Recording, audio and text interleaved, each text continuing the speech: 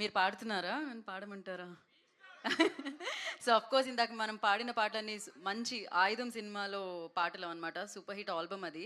అది 'ఆయుధమైన', 'శేషు' అయినా, 'సింహరాశి' అయినా ఆయన మార్క్ క్రియేట్ చేశారనమాట. సో ఇప్పుడు జనరేషన్ మారినా కూడా ఆయన పేరు అందరికీ తెలుసు ఆయన పెర్ఫార్మెన్స్ ద్వారా. అండ్ దీని తర్వాత ఇందాక బనివాస్ గారు అండ్ దిల్‌రాజు గారు అన్నట్టు సో 2.0 పెర్ఫార్మెన్స్‌తో మనందరినీ పలకరించడానికి, బోలెడన్ని ఎమోషన్స్ పంచిపెట్టడానికి శర్వా గారికి అండ్ అలాగే రాజశేఖర్ గారికి ఉన్న ఆ కెమిస్ట్రీని మనం బైకర్‌లో సెలబ్రేట్ చేసుకోబోతున్నాం. 'బుల్లెట్ సునీల్‌గా' 'బైకర్' సినిమాతో మన ముందుకు రాబోతున్న డాక్టర్ రాజశేఖర్ గారిని మాట్లాడాల్సిందిగా కోరుకుంటున్నాము. సార్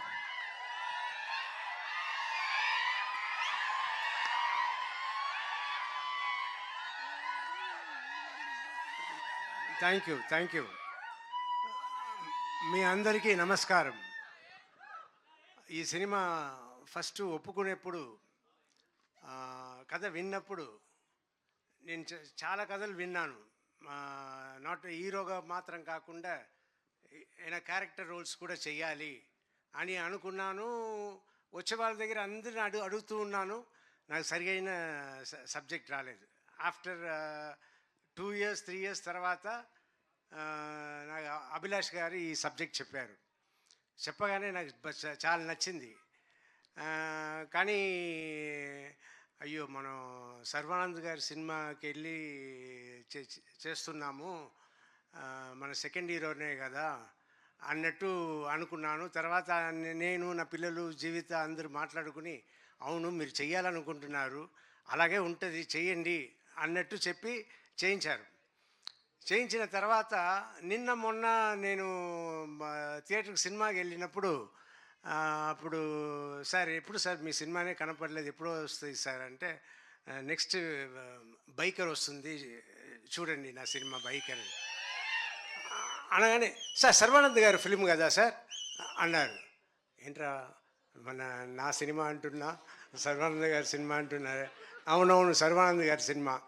తర్వాత నేను చెప్పడం అంతా సర్వానంద్ గారి సినిమాలో నేను ఉన్నాను, మీరు చూడండి థియేటర్లో అన్నట్టు నేను చెప్తూ ఉన్నా. ఇది కొత్తగా ఉన్నా కూడా ఇప్పుడు దిల్‌రాజు గారు, బన్నీ వాసు గారు వీళ్ళందరూ మాట్లాడడం చూస్తే నాకు చాలా సంతోషంగా ఉంది.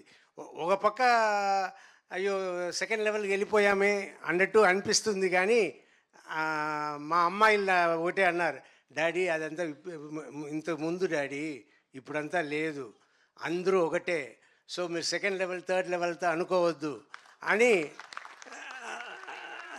నా పిల్లలు అన్నారు. సో ఇప్పుడు నేను అడ్జస్ట్ అయిపోయాను. సో నేను మీ అందరికీ రిక్వెస్ట్ చేసేది ఏంటంటే ఎక్కువ సినిమాలు నన్ను పెట్టుకోండి, మంచి క్యారెక్టర్ తీసుకురండి, I want to do. And Sarva గారి గురించి చెప్పాలి, very sweet person, very respectable person.